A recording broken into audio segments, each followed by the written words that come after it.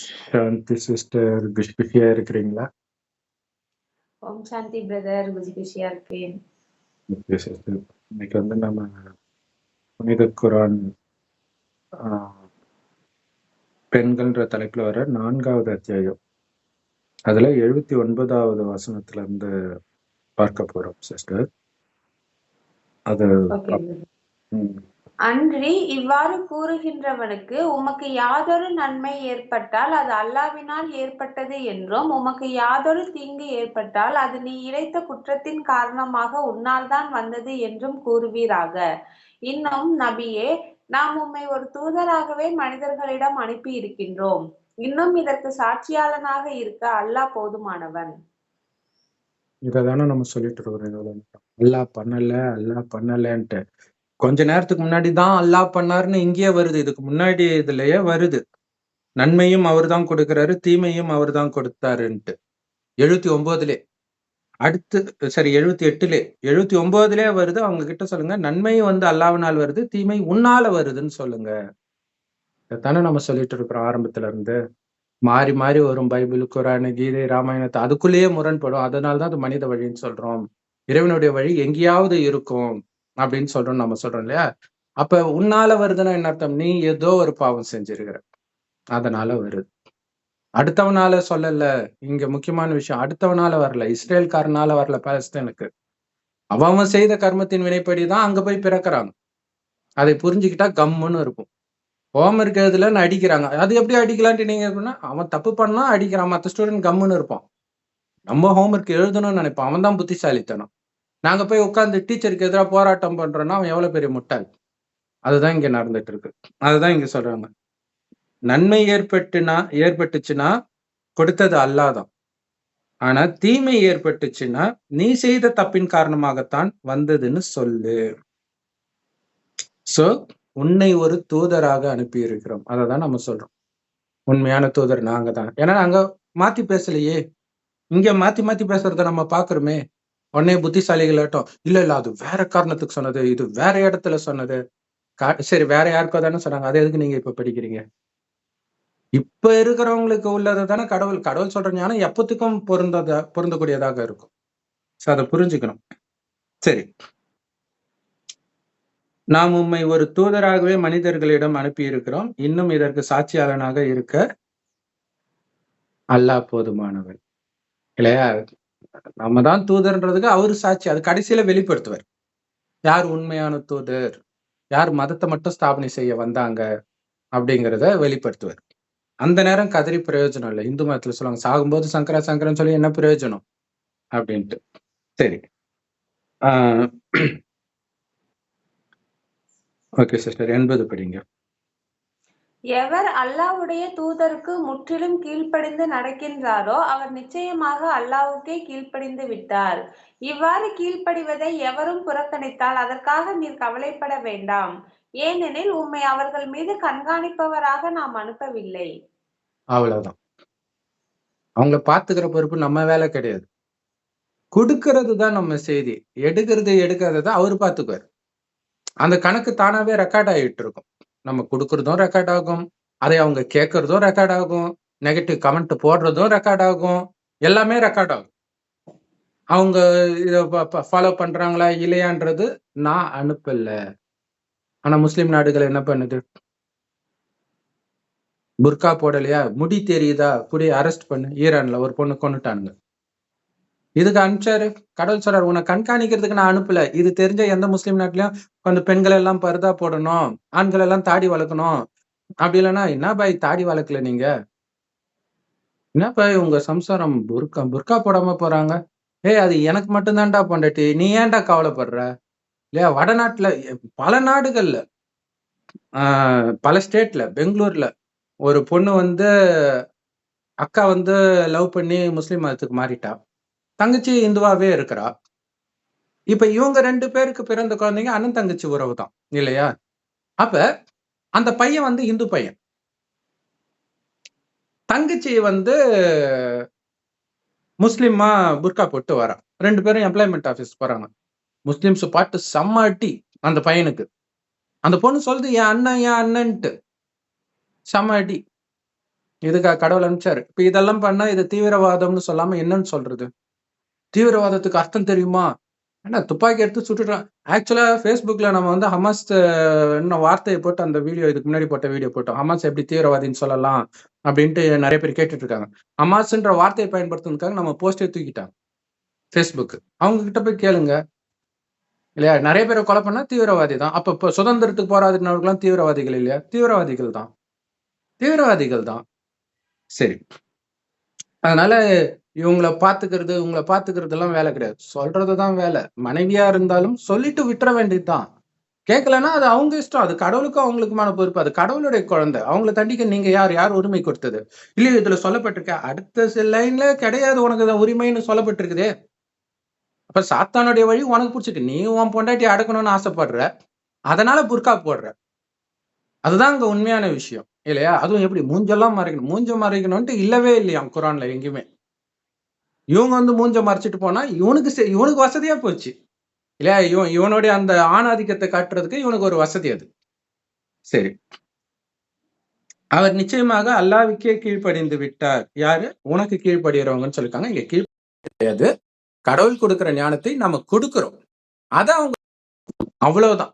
இல்லையா? இங்க என்ன வேலை சொல்றோம் நம்ம? இறைவனை நட்சத்திரம் மாதிரி நினைவு பண்ணுங்கன்னு சொல்றோம். வேற எதுவுமே சொல்லல.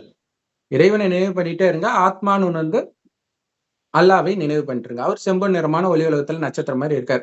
அப்படின்னு எந்த மதத்திலும் சொல்லப்படல. காரணம் அல்லாவை பற்றி அல்லாவுக்கு தான் தெரியும்.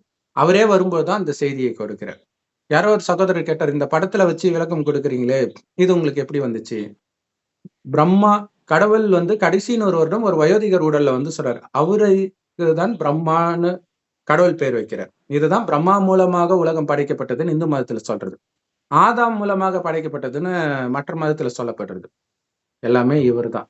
அந்த பிரம்மா உடலில் வருவதுதான். இந்த பிரம்மா தான் சொர்க்கத்தில் முதல் பதவி அடையக்கூடிய ஸ்ரீ நாராயணன் ஆகிறார். அதனாலதான் நாராயணன் தொப்புல இருந்து தாமரை கொடி மேல பிரம்மா இருக்கிற மாதிரி காட்டுவாங்க. சோ இந்த பிரம்மா வாய் வழியாக இறைவனுடைய ஞானத்தை கேட்கறதுனால நம்ம பிரம்மாவின் குமாரர்கள் குமாரிகள். அதனாலதான் இங்க காமம் இருக்கக்கூடாது. ஒரு அப்பாவுடைய குழந்தைங்களுக்குள்ள எப்படி காமம் இருந்தா அது அசிங்கம் இல்ல? ஆதாமுடைய குழந்தைங்க எப்படிடா அடுத்த ஜெனரேஷன் வந்ததுன்னு கேட்டா அவங்க என்ன திணறாங்க. ஆமா அந்த காலத்துல கடவுள் அனுமதிச்சார். என்ன அது அண்ணன் தங்கச்சி காமத்துல விடுறதுக்கா? விபச்சாரத்தை எதிர்க்கிற கடவுள் அண்ணன் தங்கச்சிக்குள்ள காமம் வர்றதுக்கு அனுமதிச்சாருன்னு சொல்றீங்கன்னா அவ்வளவு முட்டாள நீங்க இல்லையா? சோ இப்பதான் சகோதர சகோதரி உறவு எல்லாருமே, அதுவும் சகோதரன் சகோதரி கூட உடலை வைத்துதான் ஆண் பெண். ஆத்மானா வெறும் ஆண் தான். ஏன்னா கடவுளுடைய ஆஸ்திக்கு சொர்க்கத்துக்கு அதிகாரி. சோ அதனால பாய் பாய் அப்படின்னு சொல்றதுடைய அர்த்தம் அதுதான். அது தெரியாமலே முஸ்லிம்கள் பாய் பாய்ன்றாங்க. சரி, இப்ப என்ன சொல்றாரு? சொர்க்கமாக இதே பாரத பூமி இருந்துச்சு. இங்க வாழ்ந்தவர்கள் தான் 33 கோடி தேவதைகளை நம்ம கோயில் கட்டி கும்பிடுறோம். மனுஷங்க தான். தெய்வீக குணம் நிரம்பியவர்களாக இருந்தாங்க. அவர்களை நாம வழிபடலாமா? கண்டிப்பா வழிபடலாம். ஏன்? தூய்மையா இருந்தாங்க, பரிசுத்தமா இருந்தாங்க. இயேசுவும் தூய்மையா இருந்ததுனாலதான் கிறிஸ்தவர்கள் வழிபடுறாங்க. மற்ற மதத்துல ஏன் வழிபடலன்னா தூய்மையா இல்ல, அதனால வழிபடல. ஆனா இப்ப தூய்மையா இருந்தவர்கள் வேற யாரும் இல்ல, நாம தான் இப்ப கீழானவர்கள் ஆகிட்டோம். இப்ப மீண்டும் தூய்மையானவர் ஆகணும். அதனால இப்ப வழிபடுறதை விட்டுட்டு இறைவனை கூட வழிபட வேண்டிய அவசியம் கிடையாது. என்னை நினைச்சுக்கிட்டே இருக்க நீங்க அழியக்கூடிய உடம்புல ஆத்மான்னு உணர்ந்து சிவபெருமான் செம்பொன் நிறமான ஒளி உலகத்துல நட்சத்திரம் மாதிரி இருக்காரு. அவரை தான் அல்லாஹ் பரமபிதான் மற்ற மதத்துல சொல்றாங்க. கடவுள் ஒருவரே. சோ இந்து மதத்துல மட்டும்தான் கடவுளுக்கான உருவம் ஜோதி ரூபன்றத லிங்க ரூபத்துல கொடுத்திருக்காங்க. அது இந்துக்களுக்கே தெரியாம என்னென்னமோ அர்த்தம் சொல்லிட்டு இருக்கிறாங்க. சோ அப்படி இறைவனை நினைவு செஞ்சுட்டு இருக்கணும். நினைக்க ஆத்மாவுக்குள்ள அந்த சக்தி வர்றது உங்களுக்கு தெரியும். முயற்சி தான் பண்ணி பாருங்களாம். கஷ்டப்பட்டு இப்படி வளைஞ்சு குனிஞ்சு கடவுள கோவிந்தா போடுறது, நமாஸ் பண்றதெல்லாம் பண்றதுக்கு நீங்க நினைக்கிறதுக்கு எவ்வளவு நேரம் ஆயிட போகுது? அப்ப உங்களுக்கு அந்த டிஃபரன்ஸ் தெரியும். அந்த காமம் தப்பு, கரிமீன் தப்பு இதெல்லாம் உங்களுக்கு தானாகவே தோண ஆரம்பிக்கும். ஏன்னா ஏற்கனவே சொன்ன மாதிரி ஜாக்கிர் நாயக் சொல்றாரு, பிறக்கும்போது எல்லாம் புத்திசாலியா தான் பிறந்திருக்கான். அந்த புத்திசாலிக்கு இஸ்லாம்ன்றார். பிறக்கும்போது முஸ்லிமா பிறக்கிறான், வளர தான் முட்டாளாயிடுறான் அப்படின்றார். சோ புத்திசாலி தான், அதாவது பரிசுத்தமானவர்கள், கடவுளுடைய குழந்தைகள் பரிசுத்தமா இருக்கிறோம். போக மோசமாயிடுறோம். மதங்கள் அவங்கள மோசமா ஆக்குது. மனித வழி அவங்கள மோசமாக்குது. சோ ஆனா அது கூட பிறக்கும்போது புத்திசாலின்னு சொல்ல முடியாது. நான் உள்ளுக்குள்ள இருக்கும் காமம் முன் ஜென்மத்துல இருந்து வந்திருக்கும் அது. அதையெல்லாம் இப்ப அழிக்கணும் இறைவன் நினைவுல இருந்து. எனக்கு உடம்பே கிடையாது. ஆத்மா தான் கண் வழியா பாக்குது, வாய் வழியா பேசுது. அது பூர்வ மத்தியில் நட்சத்திரம் மாதிரி ஜொலிக்கனால தான் இங்க போட்டு வைக்கிறோம். இவ்வளவுதான் ஞானம். ஆத்மான்னு ஒண்ணு வந்து அல்லாவையும் நினைச்சுக்கிட்டே இருங்க. வேற எதுவும் எக்ஸ்ட்ரா கிடையாது. முடிஞ்சா கரிமீன் காமத்தை விடுங்க. விட்டீங்கன்னா ஒரிஜினல் சொர்க்கத்துக்கு வருவீங்க. கடவுள் படைக்கிற சொர்க்கத்துக்கு. அல்லது இந்த சொர்க்கம் எல்லாம் தேவதைகள் அனுபவிச்சு மீதி இருக்கக்கூடிய உலகத்துல வந்து அது ஒவ்வொரு மதத்தினருக்கும் அந்த மதம் ஸ்டார்ட் ஆகும்போது அவங்களுக்கு சொர்க்கம் மாதிரி அனுபவம் ஆகும். ஏன்னா அவங்க பார்த்ததுல அதுதான் சொர்க்கம். சரி, அதுலயாவது ஆரம்பத்திலே வாங்க. மொத்தத்துல இறைவனை நினைக்கணும். நினைச்சே ஆகணும். சாய்ஸே கிடையாது. பைபிள் படிக்கலன்னா முஸ்லிமுக்கு நஷ்டம் கிடையாது. குரான் படிக்கலன்னா கிறிஸ்டியனுக்கு நஷ்டம் கிடையாது.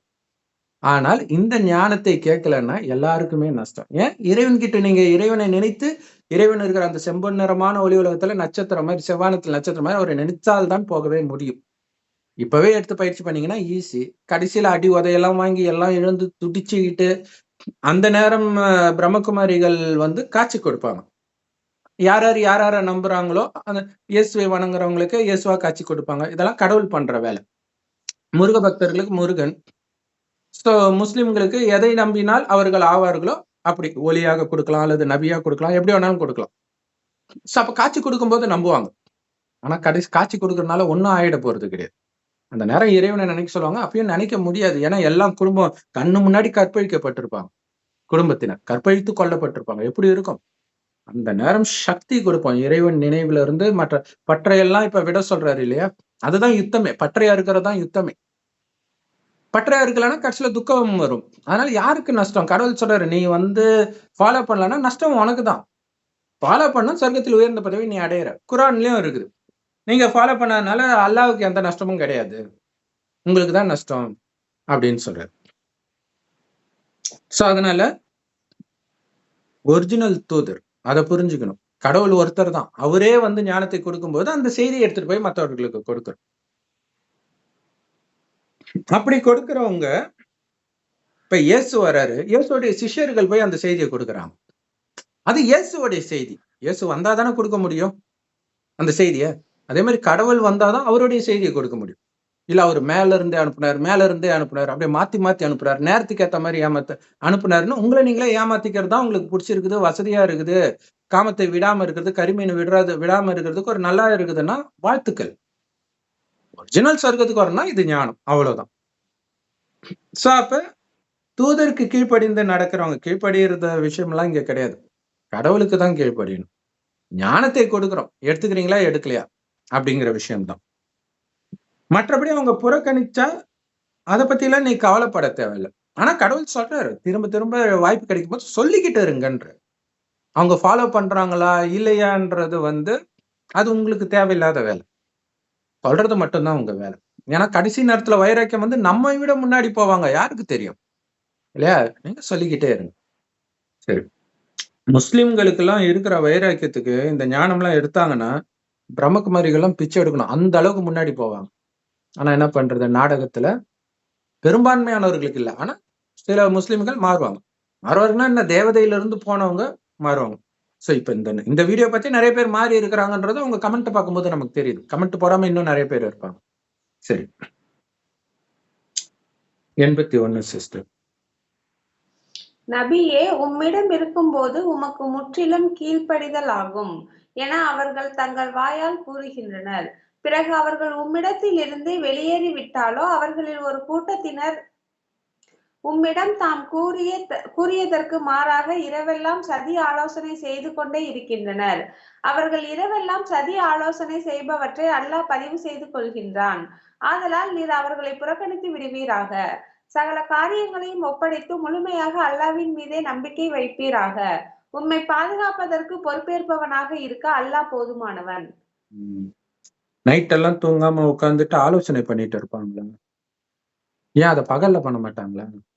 நைட்டு என்ன பண்ணுவாங்க? ஒண்ணு தூங்குவாங்க, இல்லைன்னா காமத்துல ஈடுபடுவாங்க. இப்ப இதைத்தான் நீங்க சொல்றது. அப்ப இங்க நபி அப்படிங்கிறத விட இறைவனுடைய ஞானத்தை நம்ம வந்து பிரம்மகுமாரி சென்டருக்கு போய் ஞானத்தை கேளுங்கன்றோம். யூடியூப் வெப்சைட்ஸ்ல இருக்கு. சோ அது வந்து முரளின்னு சொல்லுவோம். பிகே சனகுமார் தமிழ் முரளின்னு போட்டீங்கன்னா நம்மளே கூட அந்த முரளி போடுறோம். எல்லா இடத்துலயுமே ஃப்ரீ தான். சோ அந்த முரளிய வந்து பாத்தீங்கன்னா ஆத்மான்னு வந்து பரமாத்மாவை நினைக்கணும். இதன் மூலமாக காமம், கோபம், பற்று, பேராசை, அகங்காரத்தை வெல்லணும். மெயினா காமம் இல்லாம இருக்கணும். அப்பதான் இது புத்திக்குள்ளேயே போகும். அதனாலதான் நம்ம சொல்றது ஒரு 2 மாசம் காமம் கரிமீனை விட்டுட்டு இதை பாருங்க புரியும்னு சொல்றது. அதை விடலைன்னா புரியாது. அதுக்கு என்ன பண்றது நம்ம இல்லையா? சரி. அப்ப இங்க உம்மிடம் இருக்கும் பொழுது அப்படின்றாங்க. இது வந்து ஆக்சுவலா கடவுளுடைய ஞானத்தை கேட்கும் பொழுது சந்தோஷமாகறாங்க. கடவுள் சொல்றாரு பிரம்மகுமாரிகள் மூலமாக முரளியில சொல்ற விஷயம் என்னன்னா, கேட்கும் பொழுதெல்லாம் மண்டை ஆட்டுறாங்க, சூப்பரா சந்தோஷமாயிடுறாங்க. வெளியில போனோடனே சங்க தோஷம் அவங்கள கெடுத்துடுது. மற்றவர்களுடைய பழக்க வழக்கம் கெடுத்துடுது. அப்ப என்ன பண்ணிடுறாங்க, மறுபடியும் முகத்தை கருப்பாக்கிக்கிறாங்க காமத்துல விழுந்து அப்படின்னு சொல்றாரு. சோ அதுதான் கூறியதற்கு மாறாக இரவெல்லாம் ஆலோசனை செய்து கொண்டே இருக்கின்றன. விகாரத்துல விழுறாங்க, காமத்துல விழுந்துடுறாங்க, பலகீனமா இருக்கிறாங்க. ஏன்னா இறைவனை நினைக்க நினைக்கதான் அந்த சக்தி வரும்.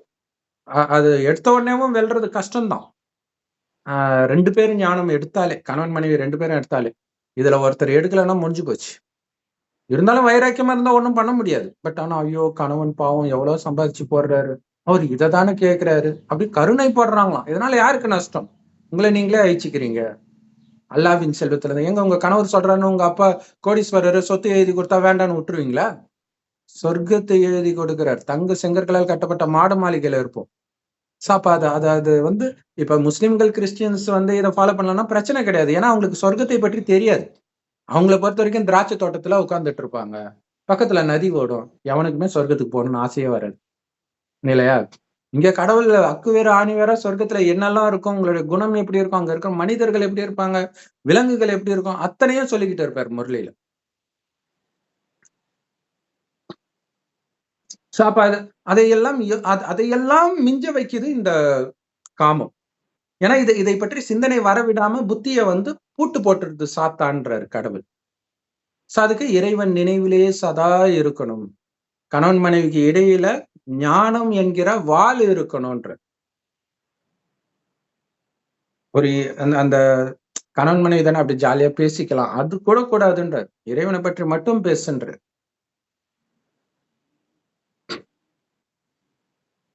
சோ அதனால கடவுளை ஏமாத்த முடியாது. அது எல்லாமே ரெக்கார்ட் ஆயிடும். அதனால அவங்கள பத்தி நீ கவலைப்படாதன்ட்டு இங்கே இருக்குது. இங்க கவலைப்படாதன்றது கிடையாது. அவங்க விட்டுட்டே போயிடுவாங்க. அதுக்கு கடவுள் சொல்லுவாரு, உலகத்திலே மிகப்பெரிய புத்திசாலிகளை பார்க்கணும்னா பிரம்மகுமாரிகளை பாருங்க. உலகத்திலே மிகப்பெரிய முட்டாளை பார்க்கணும்னாலும் இதே பிரம்மகுமாரிகளை பாருங்க. ஏன்னா இப்படிப்பட்ட அப்பாவை விட்டுட்டு போறாங்களே காமத்துக்காக அப்படிங்கிற. அதுதான் இங்க புறக்கணிக்கிற விஷயம் எல்லாம் கிடையாது. அவங்கதான் கடவுளை புறக்கணிச்சுட்டு போறாங்க. கடவுள் யாரையும் புறக்கணிக்கிறவர் கிடையாது. நாமளும் யாரையும் புறக்கணிக்கிறது கிடையாது. அதனாலதான் திரும்ப திரும்ப செய்தி கொடுத்துட்டே இருக்கிறோம். சரி, அதனால நீங்க வந்து உங்களுடைய காரியத்தை கடவுள்கிட்ட முழுசா ஒப்படைக்கணும் இல்லையா? அன்னன்னைக்கு காலில இருந்து சாயங்காலம் வரைக்கும் இறைவன் நினைவுல இருந்தீங்களா? யாருக்காவது துக்கம் கொடுத்தீங்களா? இந்த விஷயம் நான் இங்க போனா அங்க போனா அதெல்லாம் கிடையாது. அந்த டைரி கிடையாது. இறைவன் நினைவுல எவ்வளவு நேரம் இருந்தீங்க? எத்தனை பேருக்கு இந்த ஞானத்தை கொடுத்தீர்கள்? எத்தனை பேருக்கு சுகத்தை கொடுத்தீர்கள்? உங்க வார்த்தையினால, எண்ணத்தினால. அதே மாதிரி எத்தனை பேருக்கு துக்கத்தை கொடுத்தீங்க? வார்த்தையினால, எண்ணத்தினால, நடத்தையினால. சோ இதெல்லாம் கணக்கு ஒப்படைக்க சொல்ற.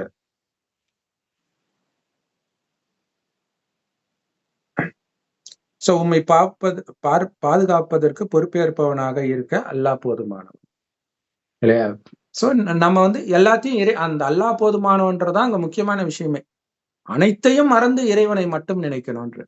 உங்கள் உடலே உங்களுக்கு ஞாபகம் வரக்கூடாதுன்றாரு. ஆனா பெண்ணான்றதே ஞாபகம் வரக்கூடாது. வெறும் ஆத்மானே உணருங்க அப்படின்னு சொல்றாரு. சோ அப்படி அல்லாவே போதுமானவன் அப்படின்னு இருங்கன்ற.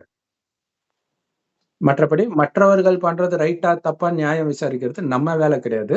அது கடவுள் பார்த்துக்குவார். ஓகே சிஸ்டர், 82 படிங்க. இந்த குரானை அவர்கள் ஆராய்ந்துணர வேண்டாமா? அல்லாஹ் அல்லாதவரிடமிருந்து உள்ளதாக இது இருந்தால் இதில் அநேக முரண்பாடுகளை அவர்கள் கண்டிருப்பார்கள். சோ எது ஒரிஜினல் குரான்னு நீங்களே புரிஞ்சுக்கோங்க. நம்ம பார்த்தோம்ல 78க்கும் 79க்கும் எப்படி நேரடியா முரண்பாடு வருதுன்ட்டு. நிறைய இடங்கள்ல முரண்பாடு வந்துகிட்டே இருக்கும். இதுல ஒரு சகோதரர் போட்டாரு, இது மட்டும் இல்ல, இன்னும் ஒரு இடத்துல பாத்தீங்கன்னா தொழுகை செய்யறவனுக்கு எல்லாம் கேடுன்னு இருக்கும் குரான்ல அப்படிங்கிறார். சோ அது எந்த இடத்துல வருதுன்னு தெரியல. ஆனா நம்ம சொல்றதுல ஏதாவது முரண்பாடு இருக்குதா? முரண்பாடு உள்ள வேதங்களுக்கே நாம முரண்பாடு இல்லாத விளக்கத்தை கொடுக்கிறோம். முரண்பட்டதெல்லாம் இது மனித வழின்ட்டு இல்லையா? அந்த கீதையிலும் முரண்பாடு இருக்கும். ஆனா ஒரிஜினல் கீதை கடவுள் கொடுக்கிறது தான். இந்த குரான்ல முரண்பாடு இருக்கலாம். ஒரிஜினல் குரான் கடவுள் கொடுக்கிறது தான். அதைத்தான் இப்ப கொடுத்துட்டு இருக்கிறோம். அததான் சொல்றாங்க. கொஞ்சம் புத்தி யோசிக்க வேண்டாமா? மனித வழியா இருந்தா முரண்பாடு இருக்குமே. அல்லாஹ்வுடைய வழியில முரண்பாடு இருக்குதா அப்படின்னு இப்பதான் நம்ம கஷ்டப்பட்டு கொடுத்துட்டு இருக்கிறோம். இப்படியெல்லாம் கஷ்டப்பட்டெல்லாம் பேச தேவையில்ல. இப்ப பைபிள் இருக்குன்னா அதை அப்படியே படிக்க போறாங்க. கீதை இருக்குன்னா அப்படியே படிக்க போறாங்க. இப்ப பிரச்சனை எப்ப வருதுன்னா, நிறைய அடுத்தடுத்து மதங்கள் மனித வழிகள் வந்துகிட்டே இருக்கும்போது கடைசியில கடவுள் வரும்போது எது கடவுளுடைய வழி அப்படிங்கிறது யாருக்கும் தெரியாது. மக்கள் குழம்பி போயிருக்கிறாங்க பாவம். அப்ப இந்த ஞானத்தை கொடுக்கிறோம். கொடுக்கும்போது நீங்க தான் பகுத்தறியணும். இதுவரைக்கும் நீங்க கேட்டது கடவுளுடைய வழியா இருக்குமா? இப்ப பரமபிதா பரமாத்மா அல்லாஹ் சிவபெருமான் சொல்றாரு, அந்த ஒரே கடவுள் அவர் ஒரே முறை வராரு, நேரடியா கொடுக்கிறாரு. என்னை மட்டும் நினைவு பண்ணிட்டு ஆத்ம தூய்மையாகும், தூய்மையான பரலோக ராஜ்யத்திற்கு போவார், அதாவது சொர்க்கத்திற்கு போவார். அங்க பரிசுத்தமான மனைவி கிடைக்கும்னு குரான்ல சொல்லப்பட்டிருக்குன்னா, நீ பரிசுத்தமானதானே கிடைக்கும். நீ காமத்தையே விடலைன்னா எப்படி அங்க கிடைக்கும்? அங்க ஆடும் புலியும் ஒன்னா தண்ணி குடிக்கணும். புலி கூட அங்க ஆட்டை சாப்பிடாது. நீ ஆட்டை விடலைன்னா நீ எப்படி அங்க போவ? கரிமீனை சாப்பிட்றத விடலைன்னா எப்படி போவ? சோ யோசிச்சு பார்க்கணும்.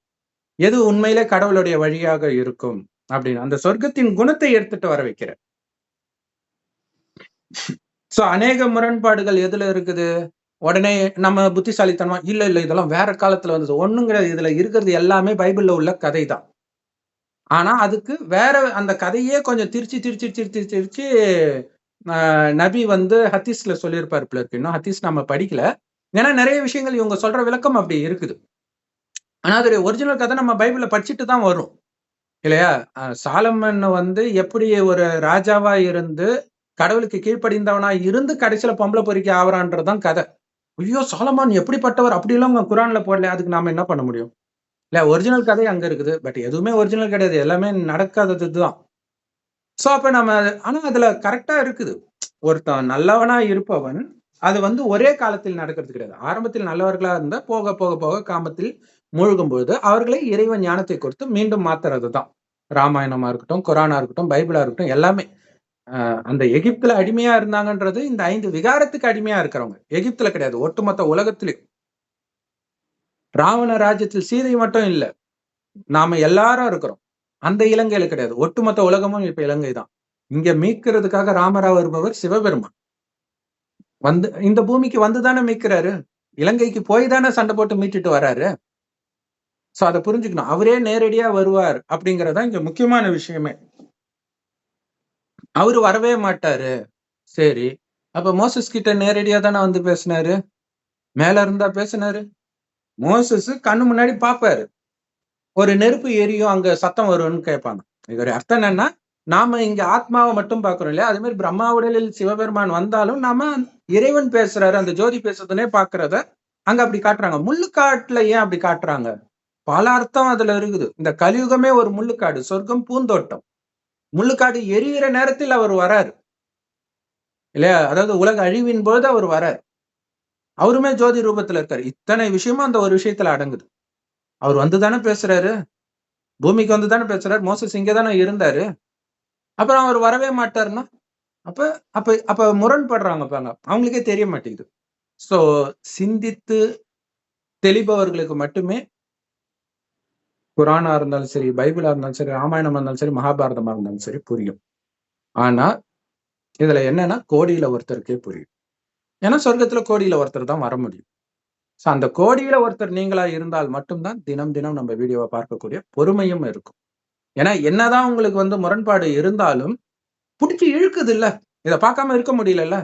சத்தியமா நீங்க தேவதை ஆத்மா தான். கொஞ்சம் கொஞ்சம் கொஞ்சம் கொஞ்சமா கேட்க கேட்க சரி ஒரு நாள் காமத்தை விட்டுதான் பார்ப்போமே, கரிமீனை விட்டுதான் பார்ப்போமே. அப்படி இல்லாட்டினாலும் விட வேண்டிய சூழ்நிலை வரும். ஏதோ ஒரு சூழ்நிலை வரும்.